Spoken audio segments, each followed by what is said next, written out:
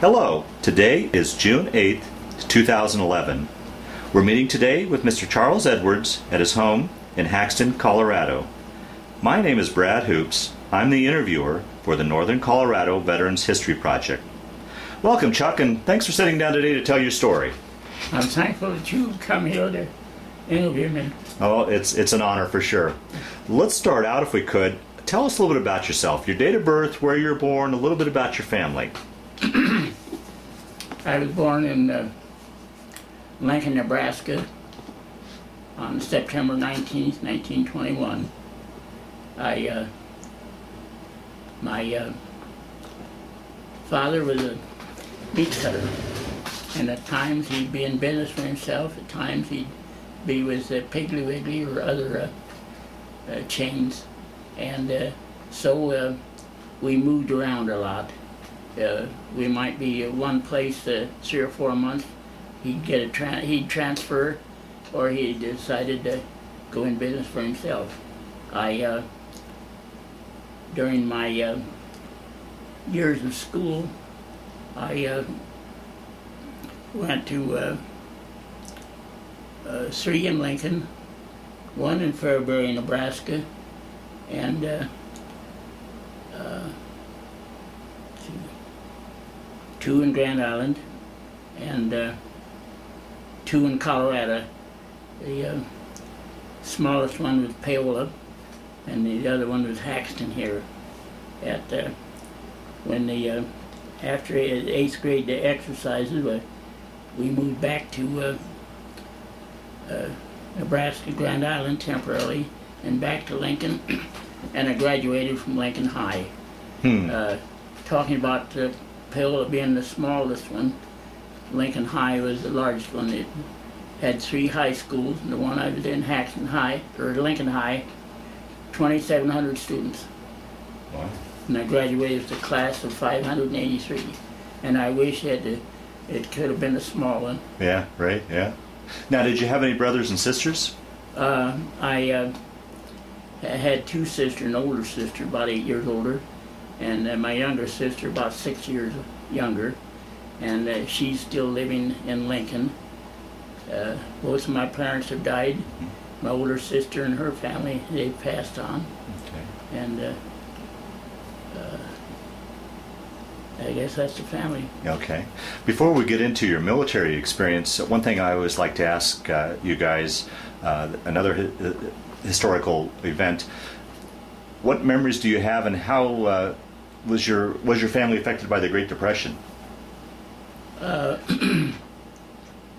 At the time, from 31 to 35, well, first of all, when we first came to Colorado in 1929, my dad went into business in Paola.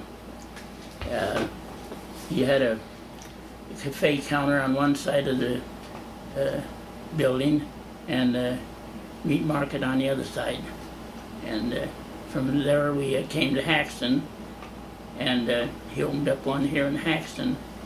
And I don't know what to say as to it was Depression years, yes. And you guys made it through okay. Yeah. Yeah. Now, being out, were you out here during the Dust Bowl, and were you affected by that at all? Oh, yes. Talk a little bit about that. I'm not definite, but it may have been in April of 1934 at the old grade school. One afternoon, with the dust storm like it was, it turned black as night. It was about 2:30 in the afternoon, and that might have been on a Wednesday, and we got out the rest of the week. Wow. Oh, jeez. I'll be darned. So you guys moved back, you graduated from Lincoln, Nebraska. Yeah. What did you do after you graduated then? I worked for a shopping paper about twice a week, and I also was employed with the National Youth Administration in the state warehouse there in Lincoln, filling orders for different projects of theirs throughout the state. And I, just before I enlisted, I quit that and then enlisted. Now, did you enlist prior to the war starting, or after the war had started, or? 11 days after, December 19th. And at that time, they were still peacetime standard. And you had to be 21 in most cases to enlist. I was 20 at the time, and my dad had to sign for me. So I said, if I can stay home for Christmas and then leave, I'll enlist, and I did. Now, do you remember where you were and what you were thinking when you heard about Pearl Harbor? I'd come home from church there, and my mother had dinner ready, and during the noon hour there, we heard that war was declared. And then you... And then I decided that I wanted to enlist. I was going to in October of that year, but I changed my mind until then. Now, what branch of the service did you enlist in? Army Air Corps. Now, how did you come to choose that over the other branches?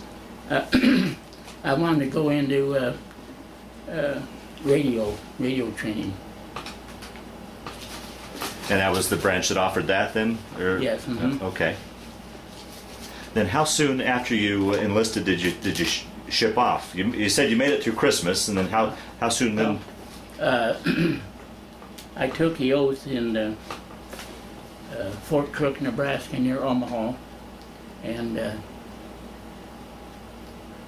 then they sent a number of us to Leavenworth, Kansas, and from there to Wichita Falls, Texas, where we have our basic training. Well, I think it was the 16th of January, one night after supper they had roll call, and they started in the A's down into the M's for 150 men, and they didn't ask for volunteers. They said you were it, and about a little later, they gave us yellow fever shots. We got on a troop train for Fort Dix, New Jersey. Wow. 16 days in the service, and oh, you're only 6 days into basic, and about 10 days in. Is that right? See, at Fort Dix, we joined 13th Reconnaissance Squadron from Fort Dix, New Jersey, and that Fort Dix was dismal. I think they hadn't opened it up since World War I. It was muddy. It was on a Sunday afternoon we got there, and raining and dismal, and those buildings were old. And 2 or 3 days later, then we went up to the ship in Brooklyn. So you were on almost right away shipped out overseas then? Yes, and 3 days later, during those 3 days before we left, they were loading more troops and supplies. The Argentina was a ship. It'd been a luxury liner between the States and South America, and they refitted it in a troop ship for between 3,000 and 5,000 men. Wow! And shall it go on from there?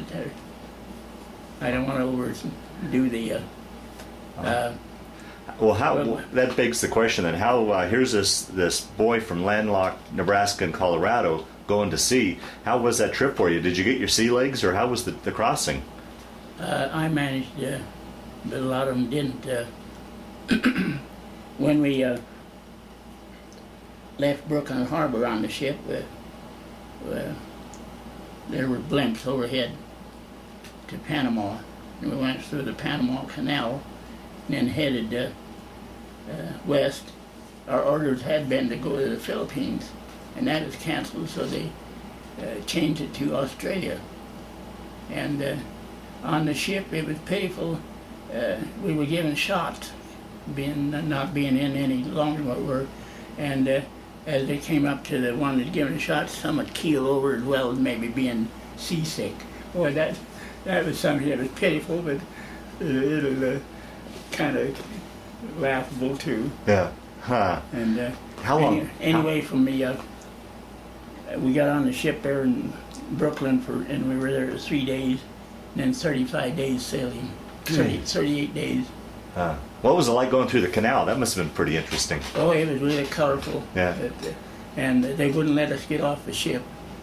We were in a convoy, and we started through about 10 o'clock, and we were through at 6.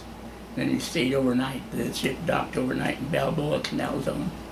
Wow. And then out to the Pacific, and then you made a straight shot then for Australia, or did you stop along the way? No. After a week after we left Panama, we joined another convoy. And why couldn't they have sent us to the West Coast and then got on that? Yeah, right. Yeah. Was there any worries when you were crossing as far as Japanese subs or any? Yeah. Yeah. And that's why the blimps overhead until we got to Panama. And what were conditions like on the ship with all these thousands of men on the ship, and what were your sleeping conditions like, and the food and? The bunks were about 4 high, and they fed us twice a day. In fact, we didn't go hungry even at that. Yeah. What would you do to pass the time away for that entire time? Oh, reading or games. Yeah. And they, after we left Panama Canal, they gave us we could have our canteen filled twice a day. And we had to take showers in salt water. Wow. So you made a shot for, where did you guys land in Australia then? Melbourne. Melbourne? And were you able to get off and explore the city at all, or what? No, we went to Camp Darley for 2 or 3 days, and then from there we went to an Australian airfield about 15 miles from Melbourne. And what basic training we had, a lot of it there. Wow. And the government hardly ever mentioned as to that, but 23 days in the service on our way overseas. Yeah, right, yeah. 150 of us. Of course, we joined this squadron from Bangor, Maine that had the peacetime men in it. Maybe about 240-some men altogether with us. Now, how was that transition? I mean, you had a different than most people, but how was that transition going from civilian life to military life for you? Was it much of a change? Well, I think for a lot of us it was a shock, because at the time I signed up, as well as the others, we were to have 6 weeks training. Right, yeah. And then go to different schools or such, and then go. Right, that's the way most people did it, but you guys went right away. So you basically began your training down in Australia then, really? Yeah. Yeah. Were you able to eventually get into radios, or how did... Well, I was on the ground communications as a switchboard operator a good part of the time. And when we were up in New Guinea, I'd set off the alarm for air raids and such. So then from Australia, after your training, how long were you guys in Australia, roughly? About a year. Oh, is that right? Okay. And then you moved up to New Guinea and set up bases there? Our first base, I mean, when we first left Australia, we'd been in somewhere in the northeastern part of Australia, and we'd gone up to Milne Bay, New Guinea. That's on the west side of New Guinea. And we had B-17s at the time. We went up there with 12 B-17s, and after 6 weeks, after those planes going out on bombing, we were down to 3 planes, and the Survivor Squadron had malaria, and we'd been bombed day or night, and so we had to evacuate back to Australia. Is that right? Did you come down with malaria? Did you? Yeah, and then just after we came down to be settled in Australia, I came down with malaria the first time. Oh, the first time. Oh, jeez. 30 days. What were conditions like that initial camp up in New Guinea? What was, you were in the jungle, I assume? And, yeah. In tent city, or do they have... tent. Yeah, all the time as overseas, we were in tent. 4 of us to a tent. And how was it adjusting to going from the climate of Colorado and Nebraska to this hot, humid climate? Was it much of an adjustment for you? Well, with a lot of it being from Lincoln, we had hot summers there. Yeah. So a lot of us adjusted to it. Okay. Yeah. Did you have any interaction with the local natives at all? Or ordinarily, the villages were out of bounds to the military. Sometimes some of them could go to the village and be there a while, and sometimes some of the natives would come down to our squadron and maybe perform a little dance or a little entertainment or such. And well, that must have been interesting. I mean, I think about your generation. I mean, growing up, well, you guys moved around a fair amount with your dad's career, but by and large, you were kind of just in this area. Now you're halfway around the world in this exotic country that with these natives dancing. It must have been a fascinating thing to. So now you guys were pretty much decimated up there, and you came back to Australia. How long then were you in Australia? 4 months. 4 months, recuperating and rebuilding, yeah. And then from there we went this time to New Guinea, to Port Moresby for 8 months. And how were conditions like that? Were they any better there? Yeah. And but we still suffered from air raids. What, for someone like myself who's never been in battle or in a situation like that, what's that like? I mean, what are you being bombed and shot at? What's you crawl down in the trench a little more. For one Sunday, perhaps it wasn't a Sunday, but we were being bombed that day, that afternoon, and here a bomb was dropped, and you could hear it whistling across, and it did miss our trench. Oh, jeez.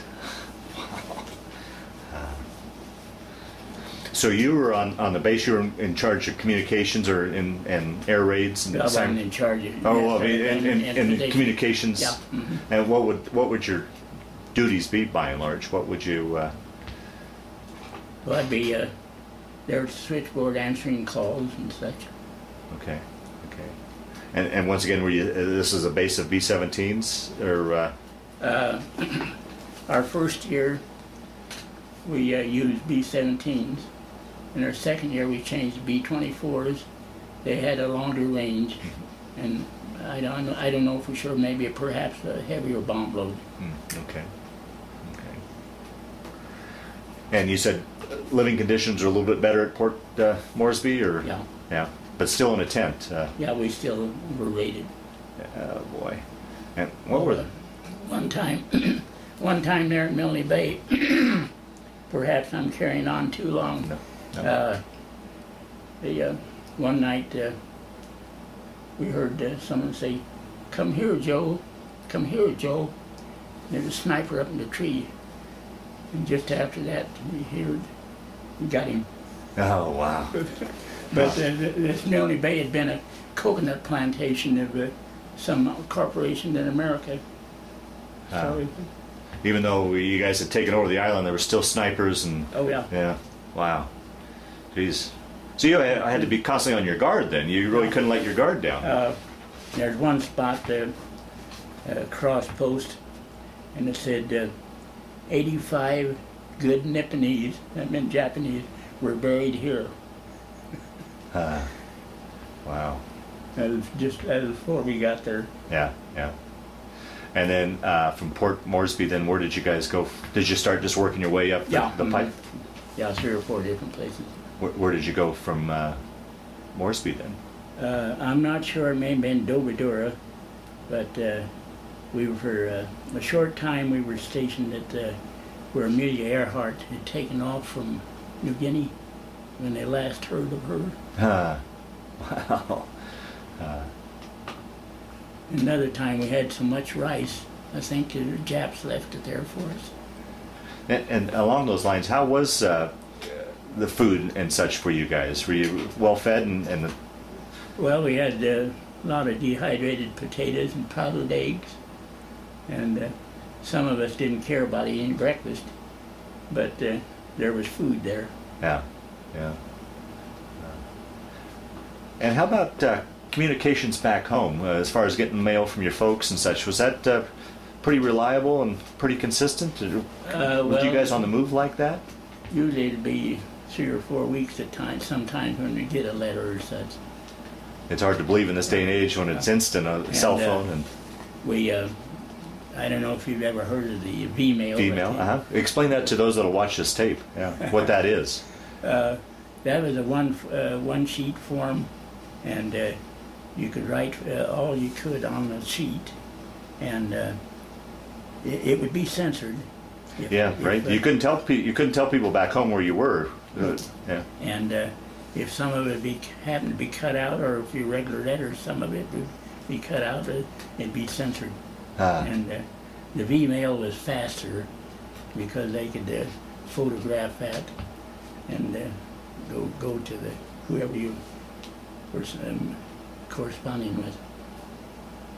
Now, being on these isolated bases, how would you get your news as far as how the war was going, baseball scores back home?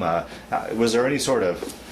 I'm glad you asked that. There was some radio stations, and one was a station, and I don't know where she may have been stationed at. It was Tokyo Road. Oh, okay, right, yeah. And she at times would tell about our squadron.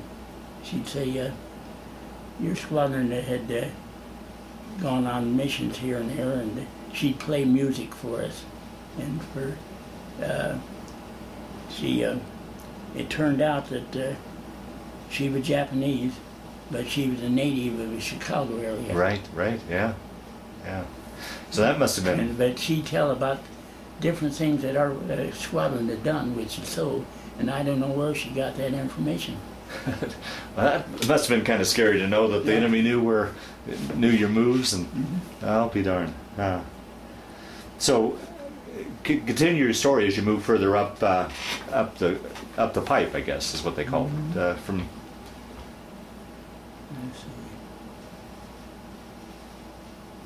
in January of '44, wherever we were stationed at in New Guinea, they decided to send some of the ground personnel home. Oh.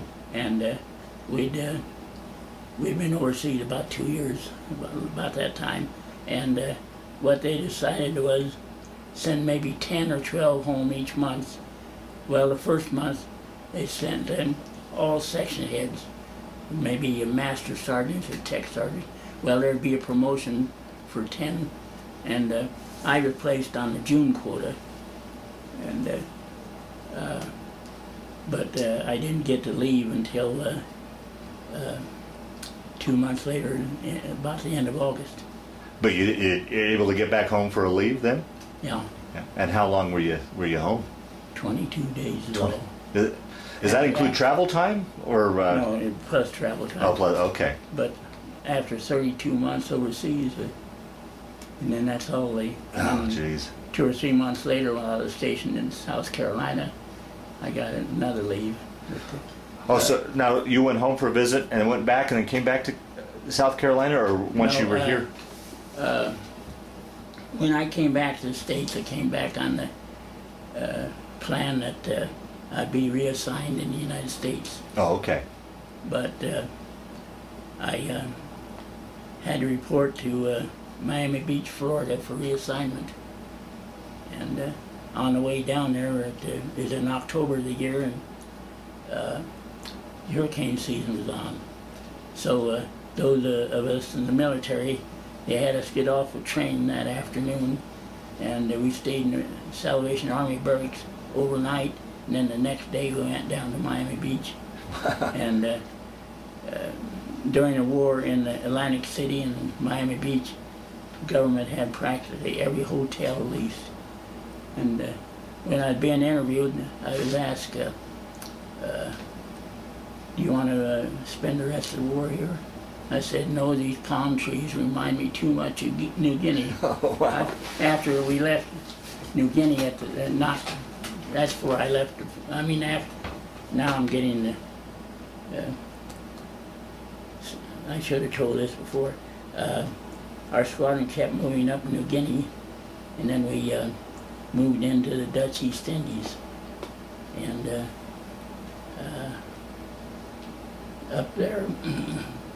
Well, sometime while we were in New Guinea, the second time we came down with malaria for another month, very severe. Oh, jeez. I shouldn't intervene like that, but there in the Dutch East Indies, they have a coonie glass, or did then, and they had to have what you call a coonie bug. And if that coonie bug bites you, that weakens your heart. And the second time while I was in the hospital with malaria, fell on the right of me. He had ringworm from working on planes, and the one on the other side, he had scrub typhus. Well, every afternoon, the nurse would bring him a shot of whiskey to help strengthen his heart. And I said, "Can I have one too?" And she said, "No." And for